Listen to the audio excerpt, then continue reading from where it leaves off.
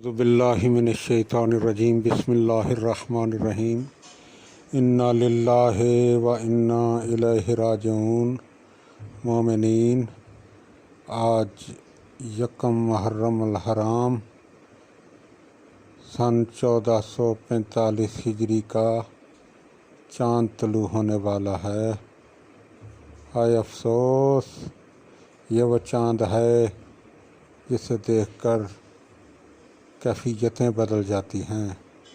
انسان کی آنکھوں میں بے اختیار آنسو ہو جاتے ہیں اور جی چاہتا ہے کہ ایک بار کربلا کی طرف منہ کیا جائے اور کہا جائے السلام علیک یا ابا عبداللہ، السلام علیک یا ابن رسول اللہ۔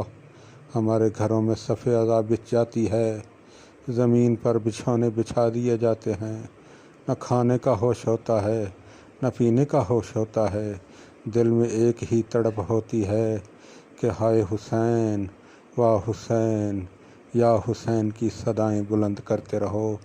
عزاداران امام مظلوم، 1400 سال کے بعد جب ہماری یہ حالت ہے تو ہمیں سوچنا چاہیے کہ یہی چاند جب سیدہ کونین دیکھتی ہوں گی اور انہیں خبر دی جا چکی ہوگی کہ بیٹی آپ کا بیٹا جسے آپ نے چکیاں پیس پیس کر پالا ہے، وہ اسی چاند کی 10 تاریخ کو کربلا کے لک و دک صحرا میں شہید کر دیا جائے گا، تو شہزادی کونین کی کیا کیفیت ہوگی؟ ذرا سوچئے، جب مولا علی محرم کا چاند دیکھتے ہوں گے تو ان کے دل پر یقیناً نشتر جلتے ہوں گے کہ ہائے میری اولاد ابو طالب کربلا کے میدان میں 3 دن کی بھوکی پیاسی شہید کر دی جائے گی۔ اور جب یہی چاند اللہ کے رسول دیکھتے ہوں گے تو بے اختیار ان کی آنکھوں سے آنسو جاری ہوتے ہوں گے اور کہتے ہوں گے پروردگار، تیرے دین پر میرا پورا کنبہ ذبح ہو جائے گا۔ عزادارو، جب یہی چاند میرے مولا حسن دیکھتے ہوں گے ان کی کیفیت بھی یقیناً بدل جاتی ہوگی۔ اور آئیے ذرا آگے بڑھتے ہیں، جب یہی چاند میرے مولا سجاد واقعہ کربلا کے بعد دیکھتے ہوں گے تو ایک بار کربلا کی طرف منہ کر کے فرماتے ہوں گے السلام علیک یا ابا عبداللہ۔ اور جب یہی چاند میرے مولا امام محمد باقر دیکھتے ہوں گے تو یقیناً مولا کو اپنا وہ بچپنا یاد آ جاتا ہوگا کہ جب ان کی آنکھوں کے سامنے پورے گھرانے کو تہہ تیگ کر دیا گیا۔ کیا جرم تھا آل محمد کا؟ یہی نا کہ توحید بچ جائے، نانا کا دین بچ جائے، دین پر آنچ آنے نہ پائے، ہم رہیں یا نہ رہیں، اے پروردگار تیرا اسلام رہے گا۔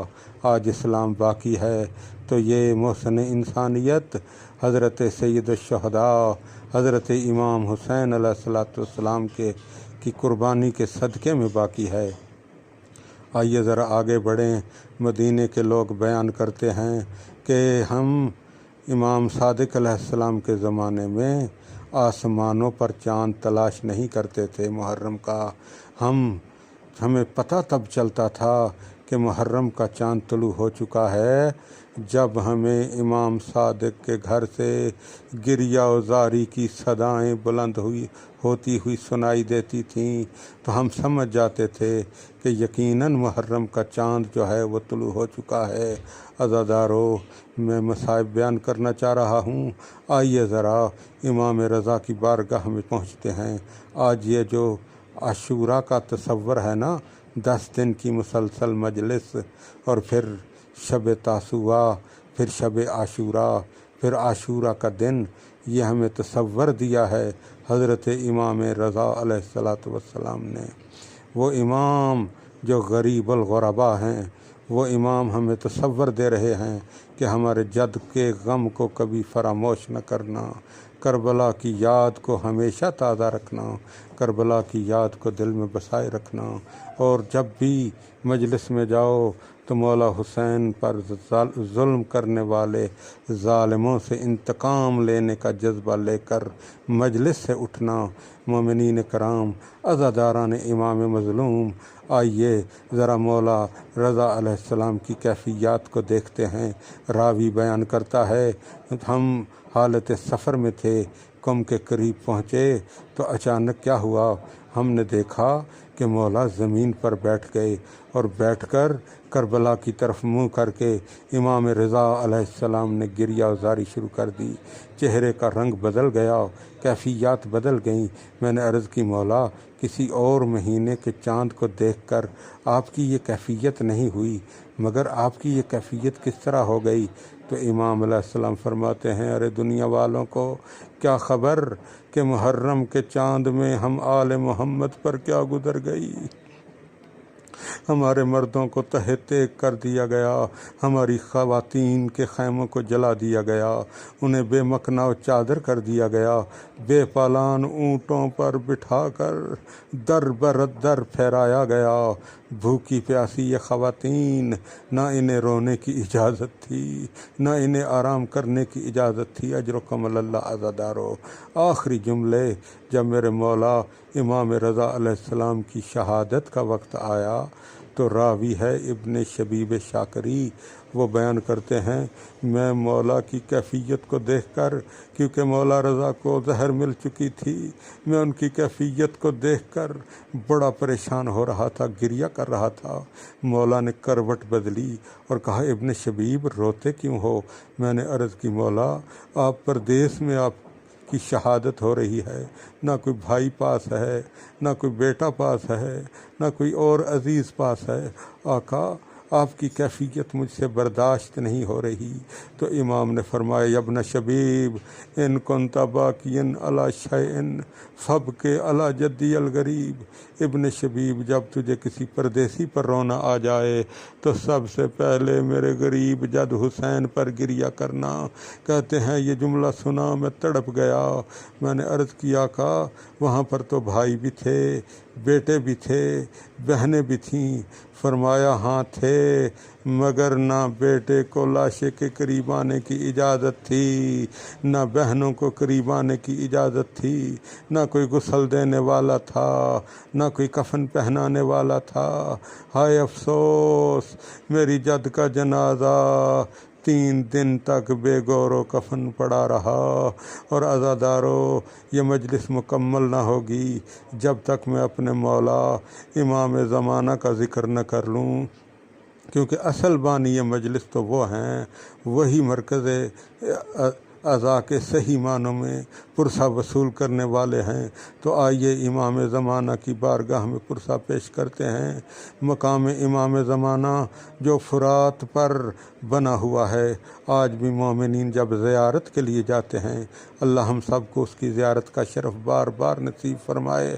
وہاں پر بیٹھ کر ہمارے مولا امام زمانہ نے اپنے جد کی مظلوم میں ایک نوحہ پڑھا ہے، جسے زیارت ناحیہ کہتے ہیں۔ مولا فرماتے ہیں، لَأَنْتُبَنَّكَ صَبَاحًا وَمَسَاءً۔ اے میرے مظلوم جد، میں آپ پر صبح بھی گریہ کرتا ہوں، میں شام کو بھی گریہ کرتا ہوں۔ دنیا بھی یقیناً آپ کے غم میں روتی ہے، مگر میرے گریے میں اور دنیا کے گریے میں فرق ہے۔ دنیا روتی ہے پانی کے آنسو، آپ کا یہ بیٹا پردہ غیبت میں بیٹھا ہوا روتا ہے خون کے آنسو۔ اگر میں سوال کروں، مولا آپ خون کے آنسو کیوں روئیے گا؟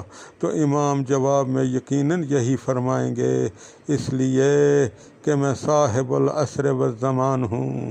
زمانے کا مالک وہ ہوتا ہے جس کا زمانے پر تصرف ہو۔ جب چاہوں ماضی میں چلا جاؤں، جب چاہوں حال میں آ جاؤں، جب چاہوں مستقبل میں چلا جاؤں۔ جب ماضی میں جاتا ہوں تو مجھے کربلا کے میدان میں کچھ جلے ہوئے خیمے، کچھ پامال شدہ لاشیں، کچھ بیوہ عورتیں اور ان کے ساتھ کچھ یتیم بچے نظر آتے ہیں، جن کی حالت کو دیکھ کر تیرے زمانے کے امام کی آنکھوں سے خون کے آنسو جاری ہو جاتے ہیں۔ اللہم عجل ولیک الفرج، اللہم عجل ولیک الفرج، اللہم عجل ولیک الفرج، اللہم عجل ولیک الفرج۔ میرے مولا ہماری اس قلیل سی عبادت کو شرف قبولیت عطا فرماؤ۔ انا للہ و انا الیہ راجعون۔